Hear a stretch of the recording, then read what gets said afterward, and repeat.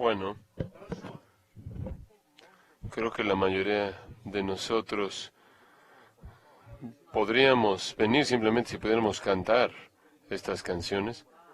Qué privilegio es cantar esas canciones con tantos hombres que las creen y pueden darse cuenta de eso cuando las cantan. Tengo el honor, como también ustedes lo tienen, de estar aquí en esta noche y estar aquí para esta conferencia histórica. Sentimos el peso de la historia. Se siente algo sin precedentes en esta congregación. Reconocemos que es algo a lo cual miraremos hacia atrás y diremos, yo estuve ahí. Yo estuve ahí cuando Mark Dever leyó el Salmo 119 en su totalidad. Recordarán que estuvieron ahí cuando eso pasó. Algún día ustedes recordarán eso. Recordarán cuando estuvieron de pie junto con ese coro que estaban declarando esas cosas que eran verdad y cantando. Toma ese himno. Como Martín Lutero dijo, toma ese himno ahí al diablo. Y tenemos tanta gratitud por John MacArthur porque nos trajo aquí. Sí.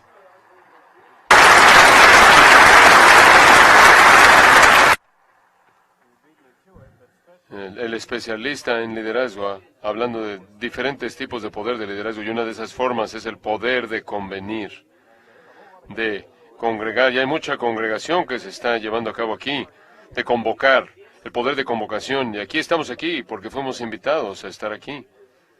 Y fuimos invitados con un sentido de urgencia que nos trae aquí. Y cuando el doctor John MacArthur dijo que iba a tener una cumbre de inerrancia bíblica, vienes a hablar, y vienes. La gente del norte, sur, este y el oeste, y de Mesopotamia, de todos lados, todos están aquí, porque no quieres perderte de esto. Y mi responsabilidad en esta noche es una que cada predicador envidiaría tener. Y esto es el jueves por la noche, a las 8 de la noche, la hora del Pacífico, 11 de la noche, hora del este, hablando de la inerrancia, hablar de la inerrancia y la hermenéutica. Pero estoy emocionado, porque estamos aquí, entendiendo que todo momento que pasamos aquí es preciado, porque todas las cosas que estamos considerando son urgentes. Y entendemos que la cuestión de fidelidad en el ministerio, no solo para esta generación, sino si el Señor se tarda en generaciones venideras, será impactada por lo que sucede inclusive en estas horas. Es algo que no debes querer perderte. Esa es la razón por la que, imagínate cuántas personas allá afuera en el mundo, imaginarían que francamente estamos fuera de nosotros mismos, locos, al congregarnos el jueves por la noche en esta hora para hablar de la perfección de las Escrituras y cómo interpretarla de manera correcta a esas Escrituras. Qué honor es considerar esto en esta noche y mucho más hablar de esto en esta noche. Entendemos, por cierto, que esta cumbre de la inerrancia va a alentar a todas las personas correctas, y aquí están todas las personas correctas. Y el hecho de que estamos aquí en números así es una señal de que no se ha acabado. Y no nos vamos a dar por vencidos con ese argumento. Y confiamos en el Señor que Él defenderá su verdad y defenderá su evangelio, y Él va a defender su palabra. Yo estoy honrado de estar aquí con este grupo de predicadores y aquellos que aman la palabra de Dios. Estoy honrado por estar aquí con estos oradores. No creo que todos ustedes hemos estado juntos en un lugar, juntos en un momento, y eso de nuevo habla de la invitación que vino a nosotros, no solo del Dr. John MacArthur, sino del Master Seminary, y la urgencia del asunto. Creemos en esto. Podemos interrumpir casi cualquier cosa para perecernos en el lugar correcto, para defender la inerrancia de las Escrituras, porque creemos que esto importa. Importa más de lo que la gente cree. Importa aún más de lo que la mayoría de la gente que se siente en sus iglesias entiende. Alrededor de un mes de hoy va a haber 4 argumentos en el caso, de la mayoría de los cuales está por venir, en el asunto del sexo, de matrimonios del mismo sexo, una vez más, por parte de los nueve jueces de la Suprema Corte va a considerar asuntos a favor y en contra en términos de documentación y trasfondo, y su tarea va a ser entrar a sus cámaras judiciales e interpretar la Constitución de los Estados Unidos de Norteamérica como un texto. Claro que mucho de esto se va a escribir, y mucho es escribir de eso aquellos de nosotros que estamos comprometidos con un entendimiento bíblico, no solo del matrimonio y la sexualidad, y lo que constituye la sociedad humana, y lo que lleva todo lo que es bueno en una sociedad, y para los individuos y los niños. Entendemos lo que está en juego. Sin embargo, tenemos que entender que lo que realmente está pasando es un proceso hermenéutico. Lo que está pasando es la interpretación de un texto, o por lo menos podemos pensar, creer que eso es lo que está pasando, podemos esperar que eso es lo que está pasando.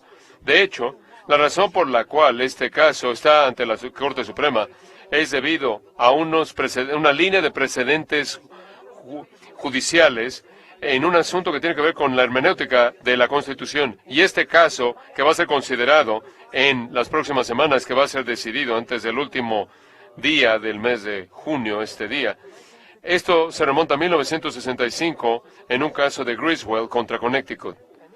Y en ese caso, la mayoría de la opinión, en el caso del control de concepción, se están preguntando, ¿a dónde va? Bueno, aguanta, porque el juez William O'Donnell de la Corte Suprema escribió en la mayoría de la opinión en 1965 en ese caso, y él inventó lo que conocemos como el derecho de la privacidad. No está en la Constitución, no está en las palabras, no se encuentra en ningún lugar, no está ahí. Y él tuvo que explicar, en su opinión de la mayoría, en dónde lo encontró en la Constitución, y dijo que lo encontró en dos palabras muy famosas. Él lo encontró en el connombros y en las emanaciones de la Constitución de Estados Unidos. Y vemos eso y decimos, eso es locura. Y mi preocupación en esta noche no es la Corte Suprema de los Estados Unidos de Norteamérica. Estados Unidos, ¿qué es lo que tú haces en el púlpito? Y tienes que entender que lo que está pasando en este caso va a llegar a los titulares, y ya se está hablando en las sociedades, y manifiesta dos maneras diferentes de interpretar un texto. Uno es el construccionismo estricto. Algunos creen que las palabras, son dos maneras de interpretar la Constitución. Estas son las personas que tienen confianza en lo que comúnmente llamamos una oración, un enunciado. Y ellos creen que la manera en la que tú interpretas un texto es que tomas seriamente sus palabras en sus oraciones, su sintaxis y su gramática, y entiendes mediante esa atención cuidadosa del texto cuál es la intención verdadera del autor original. Sin embargo, hay otra escuela de interpretación y se llama los estudios legales críticos, y termina con lo que se llama la Constitución viva, y ahí la Constitución no es de palabras y enunciados, es palabras y enunciados. Realmente en términos de la temporalidad, que son abstractos, están fuera de moda, no esperamos que se nos debemos ver forzados a vivir a la luz de eso, una Constitución de más de 200 años de edad en términos de oraciones y enunciados. Entonces, en lugar de tener una Constitución viva, vamos a tener una Constitución viva, y vamos a encontrar lo que queremos encontrar en una sociedad moderna. Y dices, bueno, ¿qué tiene que ver esto con lo que vas a decir? Bueno, todo, porque o vas a ver la Biblia como la palabra misma de Dios, mediante a la cual estamos obligados en términos de oraciones y enunciados y palabras, o vas a ver la palabra como lo que puedes llamar un documento antiguo con alguna importancia continua para la interpretación y la interpretación de esa Biblia debe conformarse a lo que percibimos que es el medio de la sociedad moderna. Como puedes ver, las opciones para la Suprema Corte que lidian con la Constitución de los Estados Unidos son las opciones que nosotros enfrentamos cuando nosotros leemos la palabra de Dios, especialmente aquellos de nosotros que somos predicadores, aquellos de nosotros que somos llamados a predicar y enseñar la palabra de Dios. Puedes imaginar cuánto está en juego aquí. Cómo la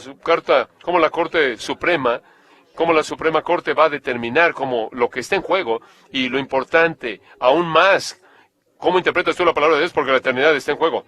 Y mi tarea en esta noche, espero que sea útil lo que vamos a ver acerca de la inerrancia y la hermenéutica, particularmente a pastores, entendiendo el desafío que enfrentamos, y en el trasfondo que está aquí es nuestra afirmación en común de la inerrancia de las Escrituras. Entonces, antes de que pasemos a la hermenéutica, y los dos lados de esta tarea de inerrancia y hermenéutica, seamos muy claros en el hecho que desde el principio una afirmación de la inerrancia bíblica se entiende como algo que hacemos como algo necesario por parte de una revelación hermenéutica en términos de cómo la Biblia es interpretada y también es necesaria para establecer los límites apropiados de la interpretación de la palabra inerrante de Dios. Cuando hablamos de inerrancia en la hermenéutica, estamos hablando en el trasfondo de una afirmación de la inerrancia de las Escrituras, de sola Escritura, de la perfección total de la Biblia, de su confiabilidad, de su veracidad total.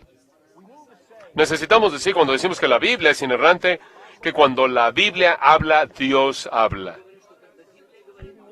Beverly Warfield hizo eso de manera clara en este libro que ha sido citado tanto, de la inspiración y autoridad de las Escrituras. Una de las razones por la que la citamos tanto, porque pensamos en ello con tanta frecuencia. Porque en retrospectiva te puedo decir que casi cada pensamiento saludable que he tenido acerca de la perfección de las Escrituras, por lo menos en términos de cómo lo expreso, cuando escucho las palabras que salen de mi boca, me doy cuenta, toma esto en un sentido evangelista, en un sentido evangélico. Estoy siendo un canal de Bill Warfield porque vemos la manera en la que lo expresas. Es difícil decirlo de una mejor manera y más fiel que él, de cómo él lo dijo. La doctrina de las Escrituras se reduce a que el hecho de que cuando la Biblia habla, Dios habla. Eso es definitivo, está afirmado, es conciso, está determinado, es el punto. Pero de nuevo, Beverly Warfield dijo, no es solo la doctrina de la inspiración. Y después él discutió que es la doctrina de la inspiración de la iglesia. Quiere decir, lo que quiere decir con eso es que la iglesia siempre ha creído acerca de las Escrituras cuando es fiel. Es el entendimiento de la iglesia de las Escrituras como la palabra misma de Dios. Cuando yo afirmo la inerrancia de las Escrituras, estoy afirmando inspiración plenaria verbal, y ese entendimiento de la inspiración y de la perfección de las Escrituras es veracidad total, y es inerrancia, infalibilidad, han sido caracterizadas por el pueblo de Dios, han caracterizado lo que cree el pueblo de Dios a lo largo de los milenios, inclusive conforme la gente cree lo que la Biblia dice acerca de sí misma. Hace un par de 2 años atrás, estaba en un libro de proyectos que ha sido citado ya de la inerrancia de las Escrituras, y estaba enfatizando este punto, que la doctrina de la inspiración de la iglesia, y Ligon Duncan me dijo, necesitas ver un libro en particular, se titula La Biblia sin ilusiones. Y Ligon, quien ha escrito o ha leído casi todo lo que ha salido acerca de esto, me llevó este buco. Anthony Hampson y Richard Hansen ahora son gemelos idénticos, doble problema. Ambos ordenados como ministerio, ambos ordenados al ministerio por la iglesia en Inglaterra, y ellos de hecho rechazan la inerrancia de las Escrituras, no solo la rechazan en su parte, sino en la totalidad. No creen que la Biblia básicamente no es nada más que literatura del antiguo Medio Oriente y literatura religiosa del primer siglo. Y estoy tan endeudado por ser dirigido a esto, y escriben estos gemelos. Como hemos visto de nuevo, los escritores del Nuevo Testamento ciertamente ciertamente creían en la inerrancia del Antiguo Testamento, y la traducción medieval y la reforma no tuvo nada que ver, y esa es una de las debilidades que tengo que decir. Nunca nadie ha dicho que Lutero no hizo nada para debilitar una verdad. Al contrario, debido a que para muchos teólogos reformados la autoridad de la Biblia adoptó la autoridad que el Papa tuvo en el esquema medieval, la inerrancia de la Biblia puede ser definida y sostenida entre entre teólogos reformados como antes. Ellos dicen, al final del siglo XVII, conforme emanó la crítica bíblica, esta creencia en la inerrancia de las Escrituras ha sido desafiada entre los cristianos. Entonces, esa es una admisión impresionante por parte de estos dos hermanos gemelos anglicanos. Cuando crees en lo que la iglesia ha creído acerca de las Escrituras, la iglesia ha creído acerca de la inerrancia de las Escrituras. Y cuando crees acerca de en qué creyeron los escritores del Nuevo Testamento, creyeron en la inerrancia del Antiguo Testamento. Los reformadores también creyeron en la inerrancia de las Escrituras, y fue para decir que las Escrituras es inerrante, suficiente, y es sola Escritura. Ahí está el obispo de Roma. En su esencia, la declaración de inerrancia bíblica de Chicago era una declaración y una definición de la confiabilidad y veracidad de la Biblia. En 1978 dijo que había sido verbalmente dada por Dios no tiene error en toda su enseñanza, ni lo que dice acerca de la historia mundial, ni de lo que dice Dios, de sus orígenes, y acerca de la gracia salvadora. Ellos afirman en esa declaración que de las Escrituras, la fe y la conducta, el reconocimiento de la verdad total, de la confiabilidad de las Escrituras es central y es vital para la confesión, vital para hablar de su autoridad. Conforme ves la declaración de Chicago, tienes que entender los desafíos que enfrentaron ahí, son exactamente lo que enfrentamos en la actualidad, nada más que hemos añadido nuevos asuntos. Tenemos nuevas preguntas, nuevos desafíos que ni siquiera se prevían en 1978, pero conforme regreso y paso mucho tiempo viendo el documento y el documento que está detrás del documento, y como varios de nosotros hemos estado trabajando, llevamos a ver que nada de lo que han dicho en 1978 estaban pasando. A veces simplemente el error vuelve a aparecer con ropa nueva. La época de la Edad Moderna es una historia de una crisis hermenéutica. Cuando estamos hablando de hermenéutica, estamos hablando de la interpretación de la Biblia. De hecho, la hermenéutica es la interpretación de un texto, inclusive el acto de interpretación, pero le estamos hablando específicamente de la interpretación de la Biblia. Y conforme pensamos en eso, entendemos que es en el trasfondo del hecho de que en la época moderna dicen que es imposible tener una interpretación apropiada. Hay aquellos que rechazan y enseñan inclusive en la actualidad, afirman que es imposible tener algún tipo de interpretación correcta y con autoridad de un texto. Si te remontas al alumbramiento en sí mismo, puedes entender el escepticismo de Immanuel Kant. Y si no crees en la posibilidad de la revelación divina, ciertamente no vas a creer en la posibilidad de una hermenéutica apropiada de las Escrituras. Si te adelantes al periodo de Schleiermacher y entiendes que el fundador de la teología liberal en términos de el mundo protestante, la fuente misma de esta crítica alta alemana, se remonta a Schleiermacher y su creencia de que las Escrituras no podían ser inerrantes, porque no creía en la posibilidad de una revelación verbal.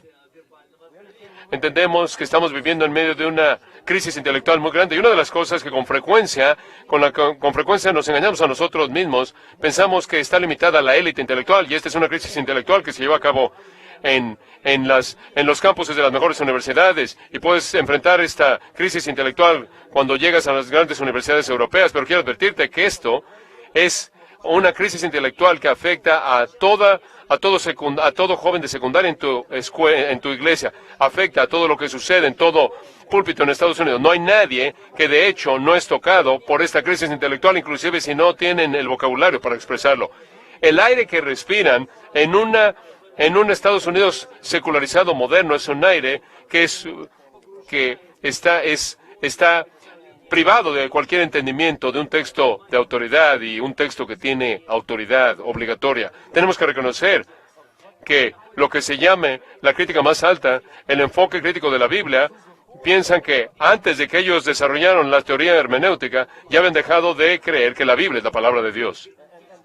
Y de esta manera, ya habían comenzado a redefinir la Biblia como literatura antigua y habían comenzado a decir que si la Biblia tiene que ser estudiada como cualquier otro libro, como cualquier otro artefacto de la antigüedad, y tiene que ser tomado simplemente en esos términos.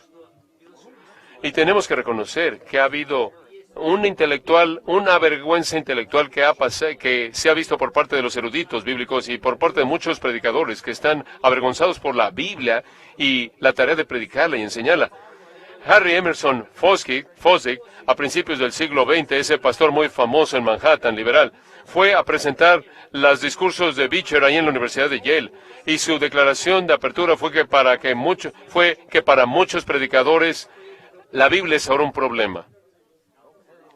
Harry Emerson Fosdick realmente es un problema, pero él era un indicador de un enfoque de muchas personas que no son tan honestas como lo fue Harry Emerson Fosdick en su rechazo de la revelación, de la posibilidad de la revelación bíblica y de la Biblia como la palabra de Dios escrita.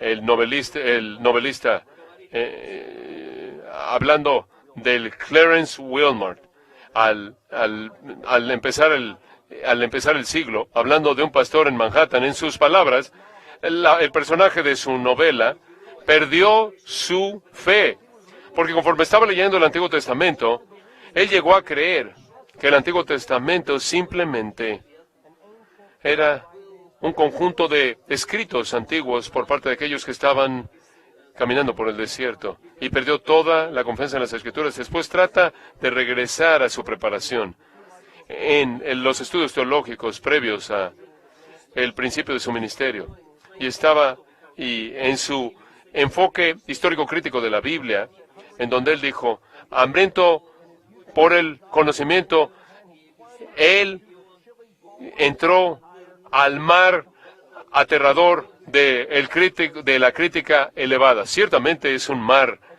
frío, y lo que estamos viendo es el hecho de que hay tantos que durante tanto tiempo han abandonado la autoridad de las Escrituras. Y de esta manera llegamos a entender que hay aquellos, inclusive entre los evangélicos modernos, en términos generales, que también están presentando nuevos enfoques hermenéuticos, y los enfoques hermenéuticos que van en contra de la confianza de que Dios habla a través de su palabra viva y eficaz, a través del acto de predicación, en términos de oraciones y palabras con autoridad total. Cuando pensamos en la inerrancia y la hermenéutica, tenemos que hacer la pregunta, ¿acaso la errancia involucra una hermenéutica? Si afirmamos la inerrancia de las Escrituras, necesariamente estamos implicando la hermenéutica específica, y es interesante que inclusive, así como la declaración de Chicago de la inerrancia bíblica fue seguida por la declaración de Chicago, por la declaración de hermenéutica de Chicago. Muchos de que no conocen lo de inerrancia, no conocen el de hermenéutica, pero lo más importante no viene de la declaración de Chicago de hermenéutica, viene en la declaración de Chicago de inerrancia, porque es esa declaración que afirma de manera clara que si la Biblia es la palabra de Dios, escrita, y si creemos en la inspiración plenaria y verbal, que toda palabra es inspirada y que toda palabra es totalmente inspirada, entonces estamos comprometidos con un método de interpretación histórico-gramático, literal histórico-gramatical, desde el principio. Te invito a que pases conmigo a 2 Timoteo, capítulo 2.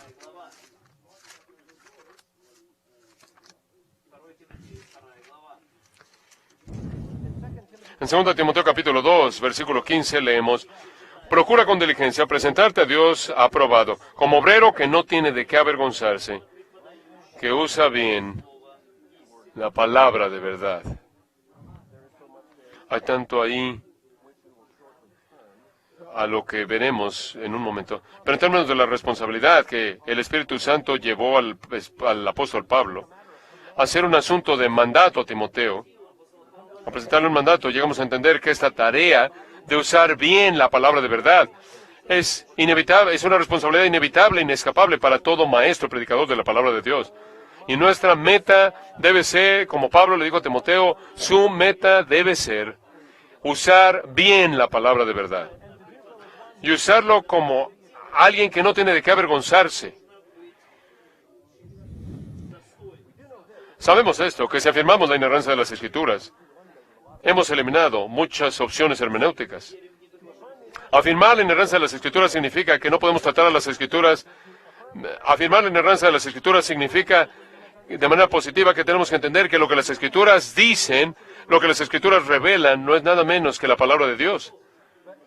Que inclusive conforme entendemos que nuestras opciones hermenéuticas son limitadas, tenemos que entender que aún nuestras opciones teológicas están limitadas. Nuestras opciones cristológicas son muy limitadas.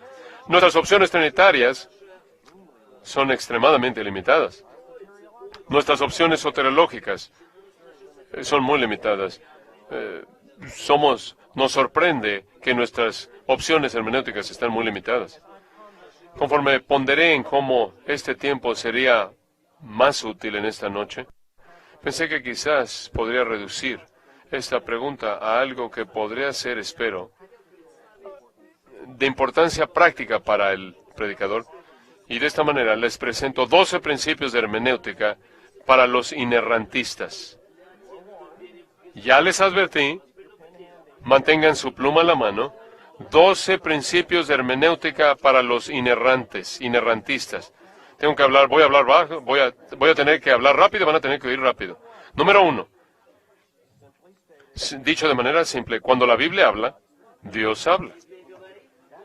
Eso significa que entendemos, conforme vemos las Escrituras, como Warfield dijo, es un libro oracular. Es el discurso de Dios a nosotros, así como Dios lo expresó. Conforme leemos, el Espíritu Santo se movió en hombres de la antigüedad para que escribieran. Entendemos, por lo tanto, que el primer principio de una hermenéutica, de un sistema de interpretación de las Escrituras se basa en la afirmación de la inerrancia, es que nuestra tarea es oír la voz de Dios, afirmando la autoría, la inspiración, que viene de Dios y solo de Dios. Entonces tomamos eso como nuestra presuposición y entendemos, conforme estamos pensando en estas opciones hermenéuticas, estamos comprometidos por el hecho de que sabemos que las Escrituras son la palabra misma de Dios, de tal manera que hablamos de una hermenéutica de sumisión, en contra de lo que el mundo actual habla de una hermenéutica de sospecha, y esa hermenéutica de sospecha es la de la academia moderna que cree que el texto tiene que probar que es verdad, tiene que probarse por algún tipo de verificación externa, tiene que probarse por algún tipo de afirmación personal, de algún tipo de confirmación existencial. Sin embargo, leemos de nuevo con el entendimiento de que esta es una revelación que se atestigua, se prueba a sí misma, que se nos ha dado por Dios mismo, mediante el ministerio del Espíritu Santo. Estamos comprometidos entonces con una hermenéutica de sumisión, y eso significa que entendemos, como ya lo dijimos, que esta afirmación de la inerrancia bíblica es el cimiento en base a la inspiración plenaria y verbal de las Escrituras. No podemos tratar la Biblia meramente como un artefacto histórico, como un libro antiguo. No podemos tratar la Biblia dada un entendimiento plenario, verbal, de la inspiración, lo que la Biblia enseña acerca de sí mismo. No podemos tratar la Biblia como aquello que contiene la palabra de Dios en el enfoque ortodoxo. No podemos entender nuestra tarea como encontrar la palabra de Dios dentro de las palabras y oraciones. No entendemos que esta es la palabra de Dios. Y ese es nuestro primer principio de hermenéutica.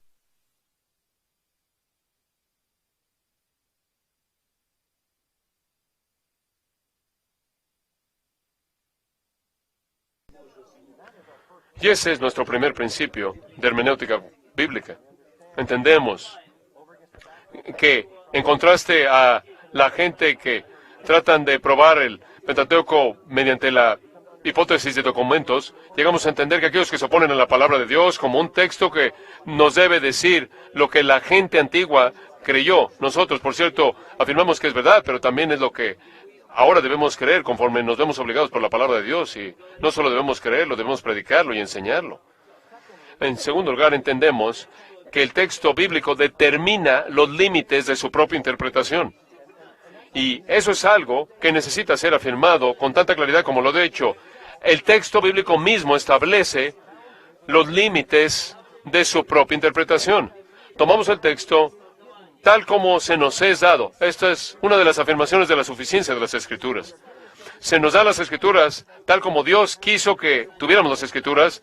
Se nos da poesía, y se nos da prosa, y se nos da narrativa, y se nos da historia, se nos da diferentes formas de literatura, incluyendo literatura apocalíptica, pero la manera en la que la hemos recibido es exactamente tal como el Señor quiso que nosotros la tuviéramos, y el texto, dada la manera en la que el Señor nos la dio, determina en primer lugar las limitaciones de su propia interpretación. No podemos interpretar de una manera diferente en la que Dios nos las dio, en la forma que la dio, tal como la recibimos. Esto significa, claro, que no podemos estar buscando un significado que está en algún lugar atrás del texto. No podemos estar esperando un significado que de alguna manera viene después del texto.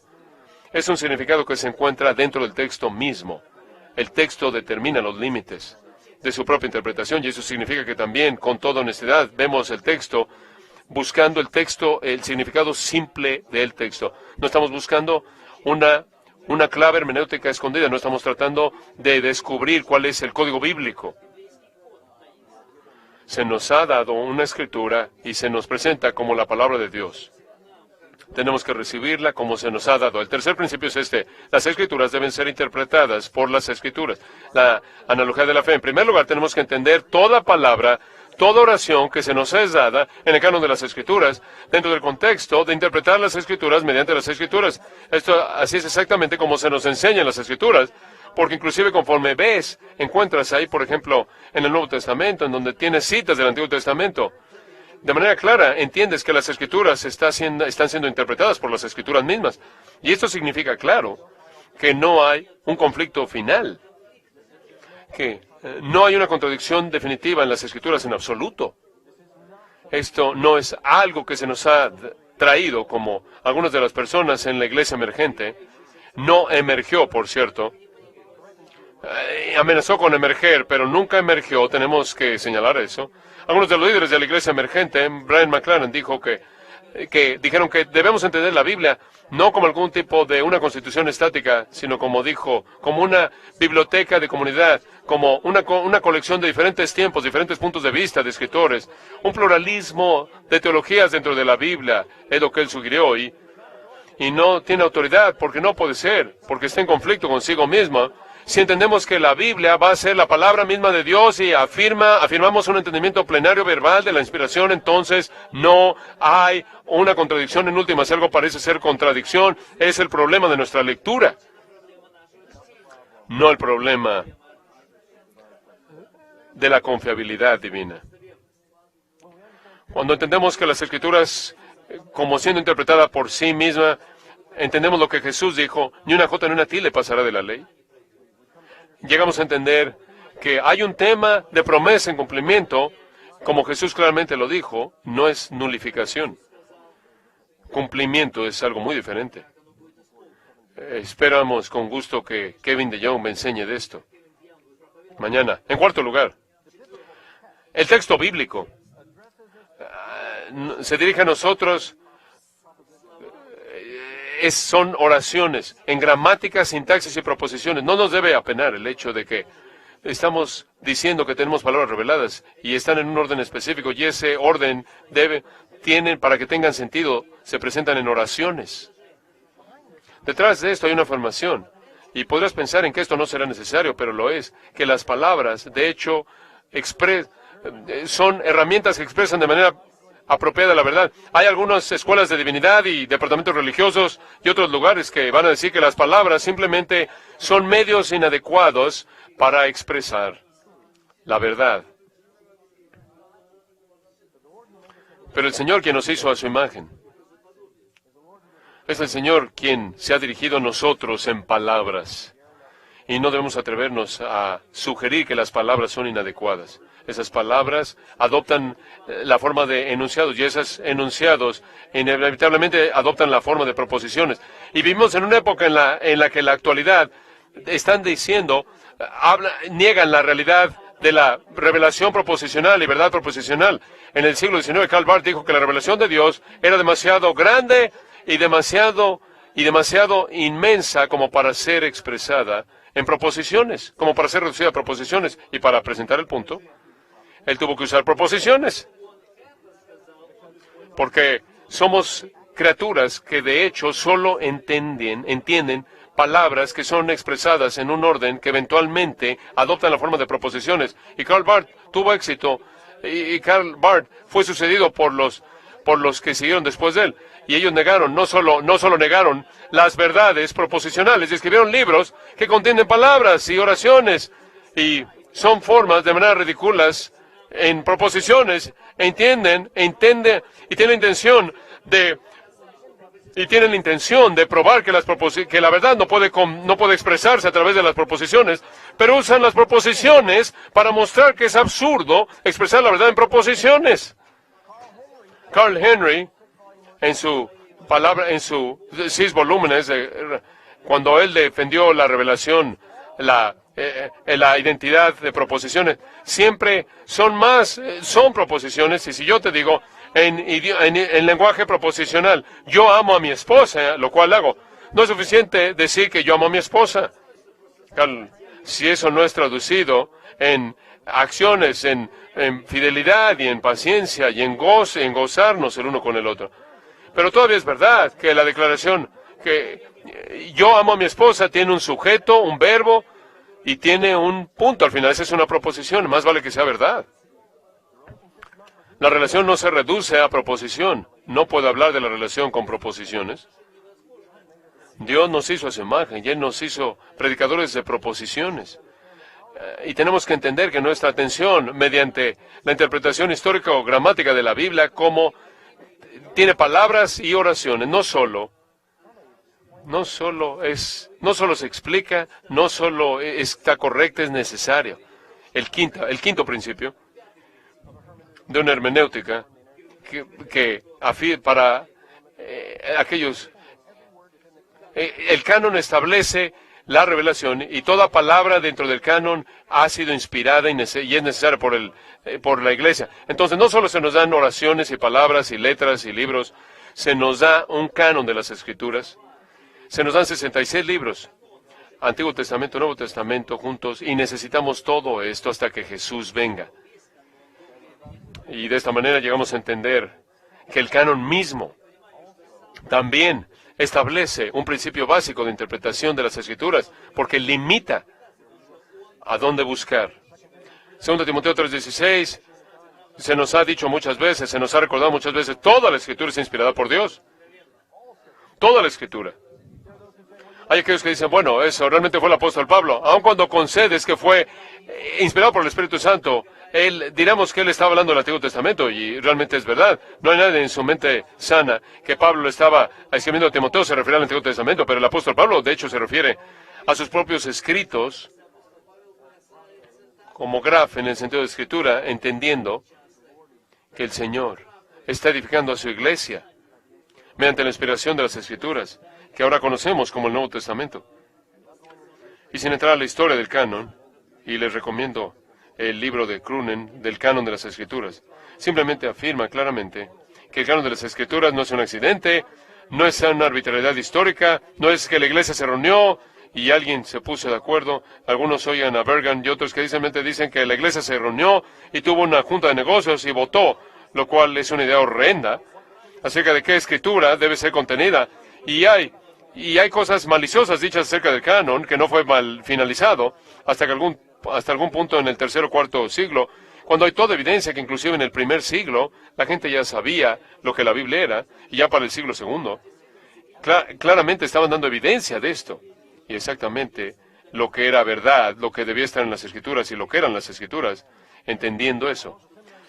También yo fui un alumno del seminario y fue mencionado en las preguntas y respuestas esta tarde. Había algo llamado el Seminario de Jesús y era un seminario, sí. Era un seminario en el cual estaban ahí en ese entonces, tengo que decir, estaban en la izquierda extrema. Creo que no será apropiado decir que estarán en la extrema izquierda. No estaban cerca de la izquierda, estaban izquierda extrema. Porque esto es lo que de hecho estaban diciendo. Ellos creían que la investigación histórica es posible, lo cual algunos de sus herederos posmodernistas ni siquiera creen. Eso es lo que dijeron. Bueno, formaron diferentes comités para ver los evangelios sinópticos y dijeron, vamos a ver todos los dichos que deben ser de Jesús y vamos a votar para determinar si Jesús lo dijo o no. Y realmente lo hicieron. Si no sabes de esto, debes saber de esto. Operaban al votar con cuatro canicas de colores. Había una canica roja en donde con esta expresaban, creemos que realmente Jesús lo dijo. Había una canica rosa, se oye como si fuera Jesús, pero no estamos seguros. Había una canica gris no creemos que Jesús dijo esto, pero de hecho no estamos seguros de que lo dijo. Y una canica negra con la que expresaban Jesús nunca dijo esto. Simplemente para resumir, terminaron con un Nuevo Testamento que no tiene mucho rojo. Porque básicamente cortaron todo lo que Jesús dijo que no encajaba con su expectativa de quién es Jesús y lo que él habría dicho, y entonces Jesús terminó porque su presuposición era que no era la segunda persona de la Trinidad y no era Dios en carne humana, y entonces lo destazaron y quitaron todas las afirmaciones sobrenaturales de Jesús. Y cuando Jesús hablaba de una manera más juicio, hablaba en términos de juicio por parte, y un profesor liberal se sentía juzgado por esto, entonces decía, Jesús no dijo eso, y entonces hicieron esto. Lo que es sorprendente es que lo hicieron todo en serio, y tuvieron conferencias de prensa después de todo. Estaban votando con canicas. Y lo ves y dices, muy bien, eso se destroza. Bueno, perdieron sus canicas, no tienen credibilidad en absoluta. Y lo ves y dices, hombre, esas personas que son liberales no han sido muy eficaces, no predican, pero tú predicas y enseñas como si toda la palabra es útil, es inspirada y útil y necesaria para la iglesia. Una hermenéutica que está basada, que está comprometida con la veracidad y confiabilidad de las Escrituras y la inerrancia de las Escrituras, va a afirmar sin reservas que estamos limitados al canon y necesitamos todo el canon. Número 6.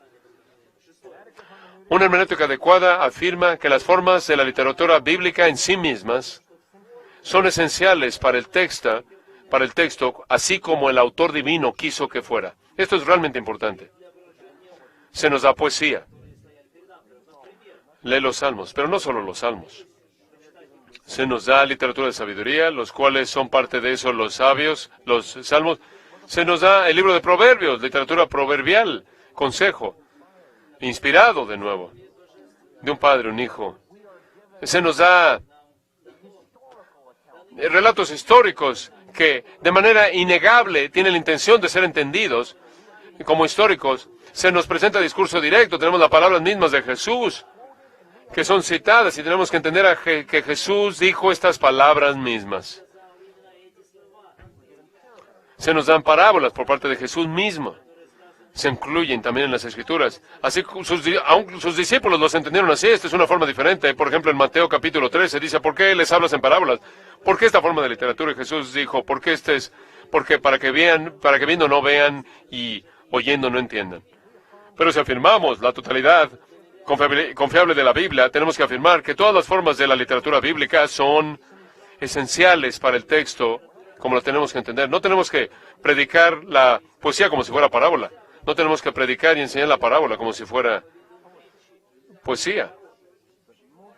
Pero sobre cualquier otra cosa no tenemos que entender algo diferente. No debemos enseñar ni predicar algo de una manera diferente de cómo se nos fue. Tenemos que recibir todo como se nos fue dado, y en esa hermenéutica de sumisión tenemos que no solo la recibimos tal como se nos fue dada, sino también predicarla y enseñarla tal como se nos fue dada. Número 7. Una hermenéutica adecuada dice que las Escrituras no están sujetas a ninguna autoridad externa a sí misma. Creo que estoy con la compañía de los locos. Espero y oro que así sea. Aquí es donde tienes aquellos que dicen, mira, tenemos el Antiguo Testamento, tenemos el registro histórico del Antiguo Testamento, pero no es verificado por los descubrimientos arqueológicos modernos. Uno de los proyectos que se nos dio en el libro reciente de inerrancia, en las 5 diferentes posturas de inerrancia, no hay diferentes posturas de inerrancia, básicamente son o afirmas la inerrancia o no la afirmas.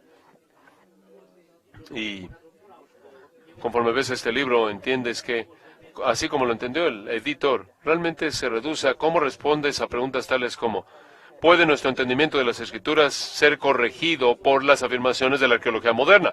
Y mi respuesta fue no, y escandalizó por lo menos a algunos de los otros autores, no todos, pero por lo menos algunos de los otros autores en este proyecto, y escribieron con asombro total de que yo dijera que nada puede corregir la Biblia en ningún área, y esto es porque nada puede corregir a la Biblia en ningún área. Por eso lo dije.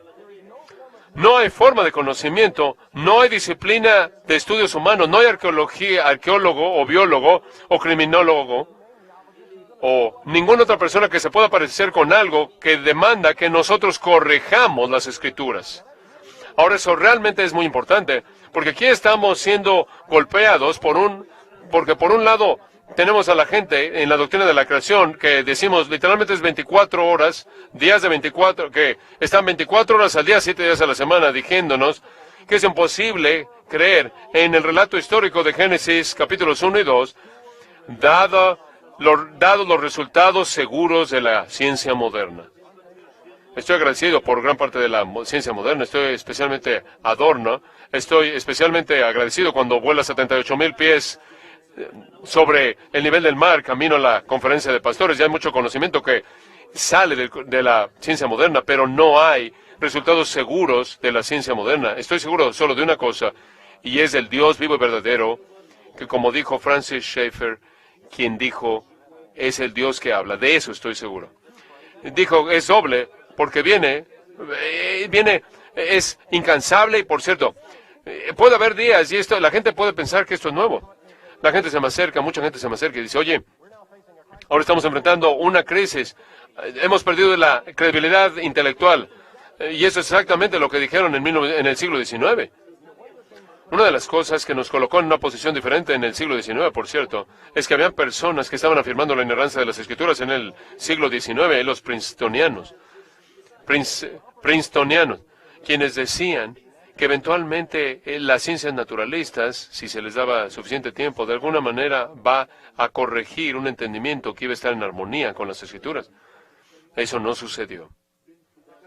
Eso no sucedió. Pero no tenemos justificación en la actualidad, en el siglo XXI, para entender que la colisión directa entre la cosmovisión naturalista y la cosmovisión bíblica son irreconciliables. Y lo que se demanda de nosotros no es una mera reinterpretación, sino no es meramente una reinterpretación de Génesis 2, no es una reconsideración de cómo debemos expresar la doctrina de la creación. Lo que se nos demanda es que hagamos a un lado del todo eso.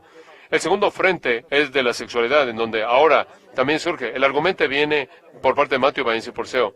Él no es un erudito, él te lo va a decir, él básicamente está tomando mucho de la erudición liberal y en ciertas instituciones, especialmente seminarios y universidades, en los cuales se presenta el argumento que el apóstol Pablo en esencia estaba haciendo lo mejor que podía para enfrentar la homosexualidad, pero él solo sabía, lo que conocía, y no tenía el entendimiento del siglo XXI que tenemos ahora, y entonces el argumento, la demanda que se está haciendo por parte de aquellos que presentan esta forma de interpretación bíblica es que tenemos que abandonar al apóstol Pablo, porque después de todo el apóstol Pablo solo era un hombre del primer siglo que estaba operando en base a lo que solo conocía un hombre del primer siglo. Ahora, permítame ser muy honesto contigo. Si el autor definitivo de Romanos es Dios, es Pablo, ese es un argumento posible. Pero si el autor definitivo de Romanos es el Espíritu Santo, ese no es un argumento posible. No hay autoridad externa que pueda corregir las Escrituras en ningún lugar. Me encanta citar a Lutero porque lo dijo Lutero de la manera más maravillosa posible. Dijo, las Escrituras son norma, norma, normata. Sé que es difícil, sé que es tarde. Ese es un poco de latín en el que tienes que meditar. Las Escrituras es norma, norma, norma, non normata. Es la norma de normas que no puede ser normatizada. Tienes que amar eso. Lutero sabía cómo expresarlo, ¿no es cierto? Porque él estaba enfrentando lo mismo. Nadie puede normatizar las Escrituras. El Papa no puede normatizar a las Escrituras. Ni el Magisterio, ni la Iglesia Católica Romana. Nadie puede normatizar las Escrituras. Las Escrituras es la norma de normas que no puede ser normatizada. Amén. Necesitamos afirmar lo mismo que entendemos a Louis Blumen en el siglo XIX. Seamos honestos, la gente que usan los rastrillos eléctricos no creen en el cielo y el infierno. Hay aquellos en lo que por lo menos se dice, que dicen que son evangélicas, que básicamente dicen en gran parte lo mismo. Quizás no usan el mismo ejemplo, la metáfora pueda cambiado, pero realmente están diciendo lo mismo. El mismo tiempo de argumento que se está presentando por Pedro Enns y otros, y de manera directa cuando simplemente nos dicen que las Escrituras ya no es intelectualmente posible ahora considerar las Escrituras sin entender cuando entramos en asuntos que tienen que ver con la investigación histórica como la arqueología y muchas otras maneras, simplemente van a ser normatizados. Y ahí es donde tenemos que ser fieles, donde los fieles siempre han permanecido en pie. Y yo voy a estar de pie junto con Lutero. Norma, norma, no normata. No importa quién traiga el argumento acerca de que las Escrituras tienen que ser corregidas. Número 8.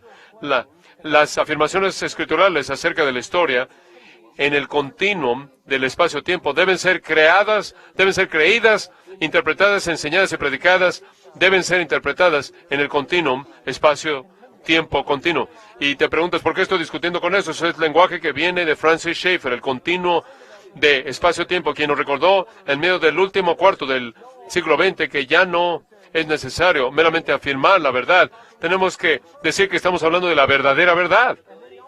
Y también señaló que él dijo que hay personas que al negar la historicidad de la palabra de Dios, en particular hablaba de los que negaban la historicidad de Adán y en especial Génesis y la caída y todo lo que se revela en los primeros capítulos de la Biblia.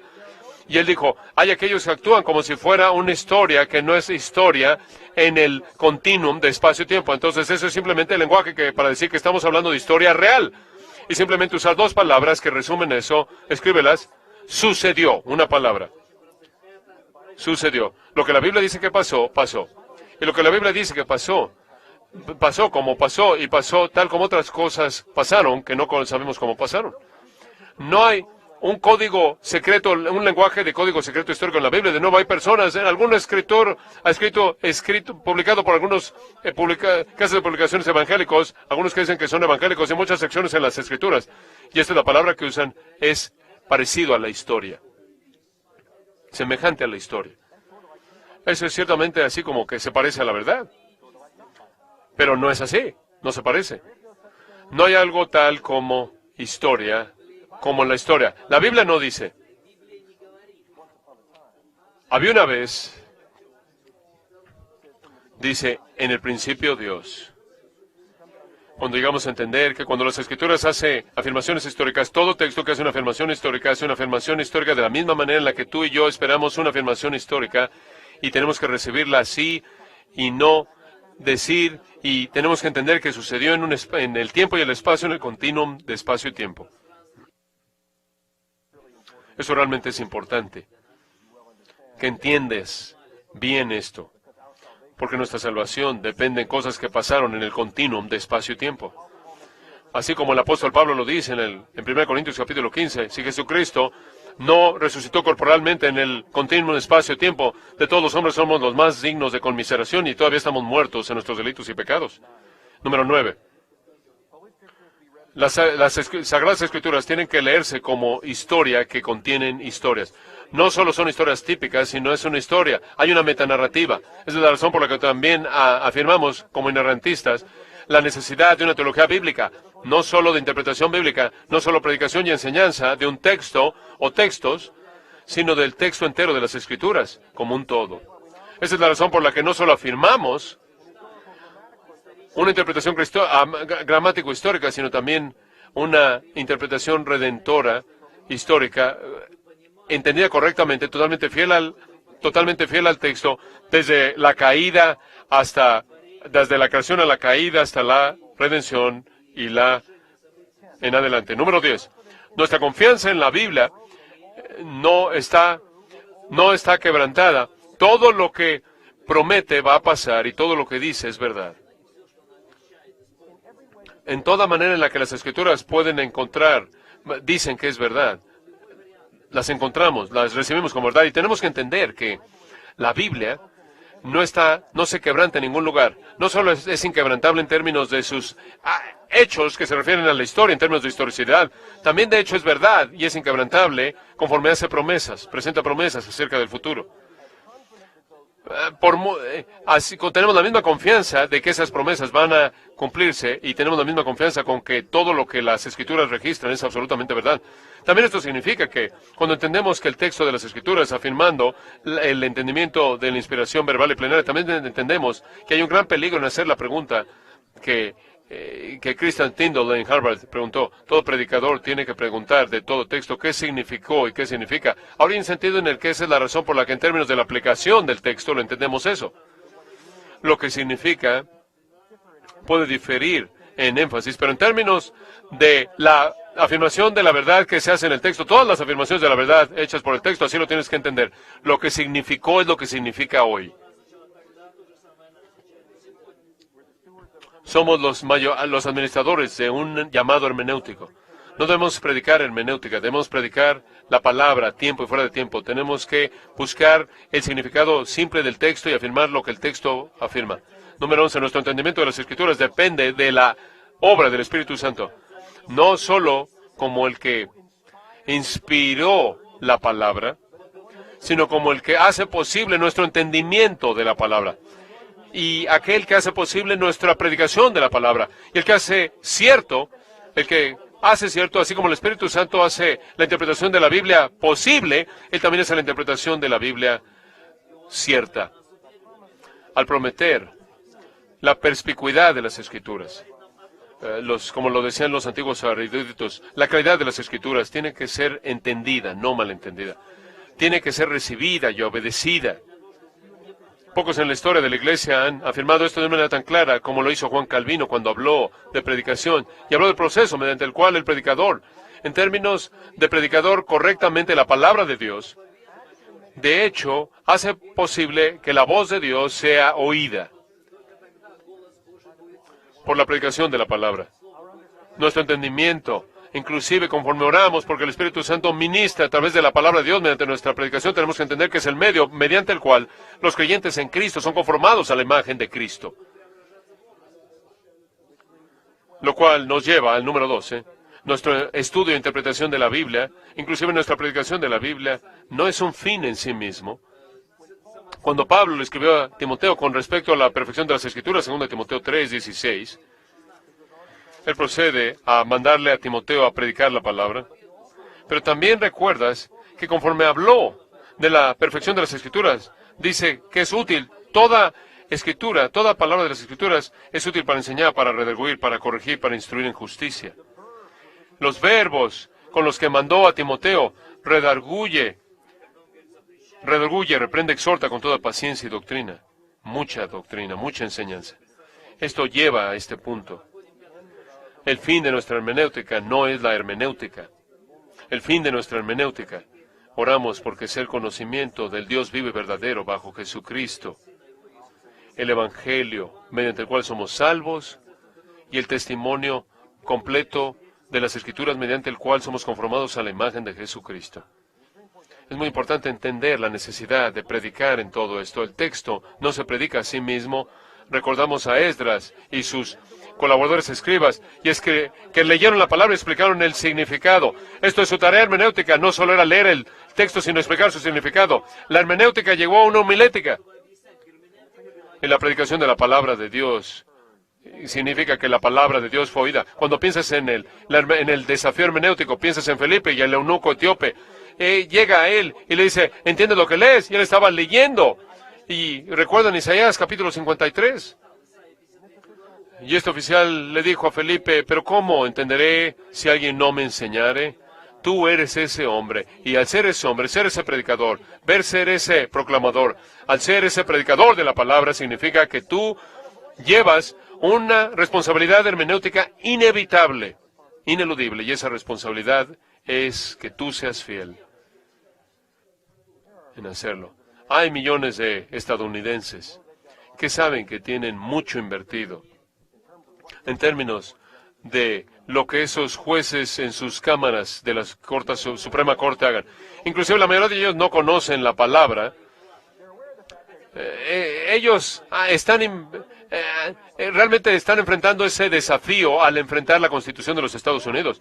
La mayoría de ellos están conscientes del hecho de los debates que están conscientes. Saben que el debate, en últimas, entre los que dicen aquí hay una Constitución viva, por un lado podemos encontrar emanaciones, no estamos ligados al texto, no estamos ligados a las oraciones, no estamos ligados a la palabra, y aquellos que dicen sí estamos obligados a la palabra, estamos limitados por las palabras como se nos dio, estamos obligados como esas palabras que tuvieron un significado con la intención original del autor. La mayoría de los estadounidenses están por lo menos conscientes del debate, aunque no estén conscientes de esos términos, y saben cuánto está en juego.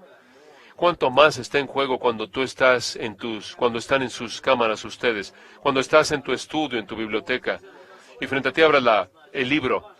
No tiene 200 años de edad como la Constitución, escrito por aquellos que llamamos los padres fundadores, sino que tiene 2000 años de edad o más, dado a nosotros por la inspiración del Espíritu Santo. Imagínate cuánto más está en juego, en términos del desafío hermenéutico y la responsabilidad hermenéutica. Imagínate cuánto más está en juego cuando tú te pones de pie detrás del púlpito y abres tu boca para hablar. Inclusive, cuando la mayoría de la gente no podrá expresar esto, lo que sale de tu boca depende de la fidelidad de una hermenéutica que tú traes a tu homilética. lo cual llevas al púlpito. Termino con Jeremías, capítulo 23, versículo 28. Se los voy a leer simplemente. El profeta que tuviera un sueño, cuente el sueño. Y aquel a quien fuere mi palabra, cuente mi palabra verdadera. Que así sea. Oremos. Nuestro Padre, venimos delante de ti orando porque tú hagas de este grupo de predicadores un grupo de intérpretes fieles de tu palabra, no por nuestra capacidad ni inteligencia, sino por tu fidelidad a la palabra que tú has inspirado y a la iglesia que compraste con un precio tan elevado. El precio inclusive de tu Hijo, el precio de la sangre de tu Hijo Jesucristo. Padre, oramos porque se levante en esta generación un grupo de predicadores que no tengan miedo de proclamar a tiempo y fuera de tiempo todo lo que tú has revelado, toda tu palabra. Y Padre, que digamos, así está escrito, así dije, así ha dicho Jehová, sucedió, así dice el Señor. Que el profeta con el sueño cuente el sueño, pero el que tiene mi palabra, hable mi palabra fielmente. Señor, Padre, oramos porque nos halles fieles, oramos en el nombre del Señor Jesús. Amén.